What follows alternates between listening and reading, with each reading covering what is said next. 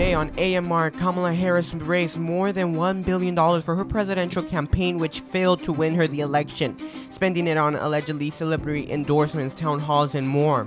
Now, new reports on an unexpected twist. The Harris campaign is reportedly facing over $20 million in debt. Even after the election, she's still asking for more donations.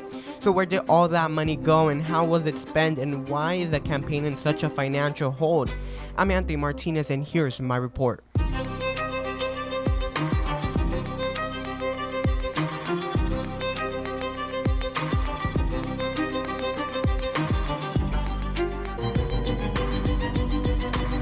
And welcome back to AMR for another episode. Harris might be in some serious debt, with the campaign being an alleged $20 million debt. In an article by Newsweek saying they could not independently verify the debt figure claims, but it has been reported by multiple sources, including Political California Bureau Chief Christopher, who cited two sources familiar with the matter.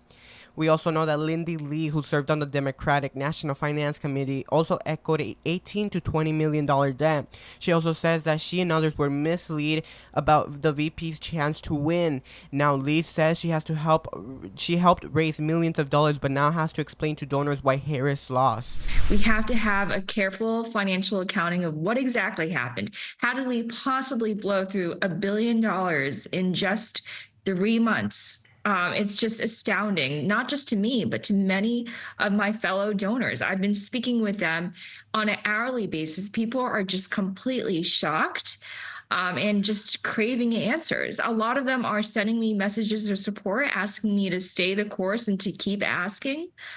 And we just haven't really gotten any explanation from the campaign as to what happened. And I say this, it pains me to say this. This is very hard for me to say because these are my friends. These are these are people that I've worked with for a long time. But if we don't have any accountability, how could we possibly move forward in an effective way, not only to serve this party, but serve our country? You say you were promised Harris would win and that you believed it. Now you say you think you were misled. How so? I think I was trying to say the same thing. We were just misled. We were told decisively. And again, contributing to a campaign does not guarantee an outcome. That was not our assumption at all. But they told us 100% that we were going to win. We didn't demand this process. There was no demand of that process. They willingly gave that reassurance.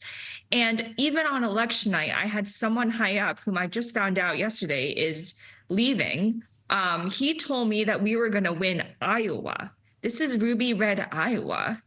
And I looked at him very quizzically and I said, "Are you sure?" And he just smirked.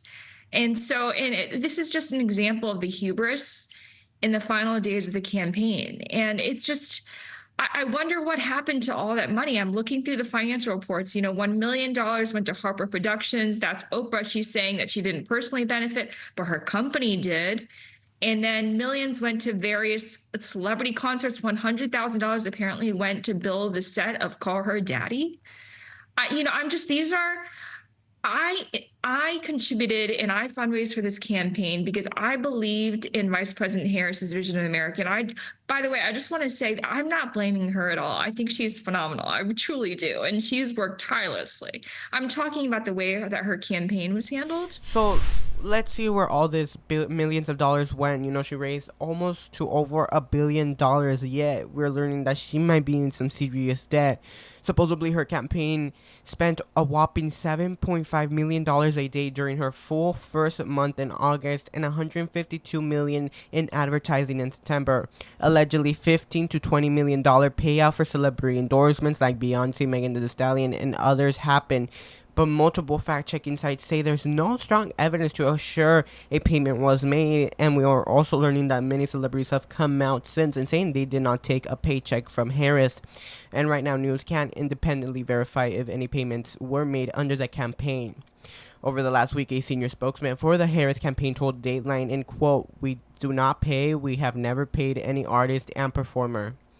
Earlier last week, Oprah Winfrey, who also campaigned for Harris and hosted a virtual town hall for her, tried to kill off speculation that she was unpaid for in a personal fee for the Unite for America event in September. The Washington Examiner reported that Harris did pay $1 million to Winfrey's Harper Productions, which they stated that the money was used to pay for set design, lights, camera, microphone crew, everything that's required to put into and to produce a live town hall event. An unnamed source also told the Examiner that Harris spent over six figures, so about $100,000 to build a set in a hotel room for the appearance on the popular podcast called Her Daddy, which aired in October. And from when we're looking at it, it wasn't a great success like Trump's appearances on other podcasts. Harris also spent a heavy amount of money on advertising on TV, billboard signs, and others, which is expected for a campaign to spend most of its money on advertising. That's how you mostly will spread the message, whether it's from social media to physical media. But they spent about $450,000 a day at the Las Vegas Sphere. Yes, the big round advertising. It looked cool. But I don't know how necessary it was. The ad aired for a few days before the rally in Las Vegas, but I feel like it was unneeded for her to do that. Las Vegas is a very left-leaning with Democrats, and most of the people, the thing goes on at nighttime when it's very, very visible, but, it's Las Vegas. A lot of people are going to be drunk or not know what happened and won't even realize they saw that. But after we've seen how she spent most of her money for the campaign, that $1 billion and more that has left her in the alleged debt, Democrats have been flooding Harris' email list with nearly daily fundraising requests. Though it's not explicitly mentioned covering any campaign debt, instead the emails emphasize other political battles, including President-elect Trump's pick for his upcoming administration and several tight congressional races still being decided. The Harris Fight Fund is technically a post-election fundraising effort to join the operations between Harris's campaign, the DNC, and state Democrat parties. Though many of the donations will go to the National Party, donors can specifically direct their contributions to Harris or to the state parties if they choose to. But with that does it for today's show, today's report. I have a good week, and I'll see you guys for another report. Thank you for watching. If you enjoyed today's video, don't forget to hit the subscribe button and give us a thumbs up, share the video.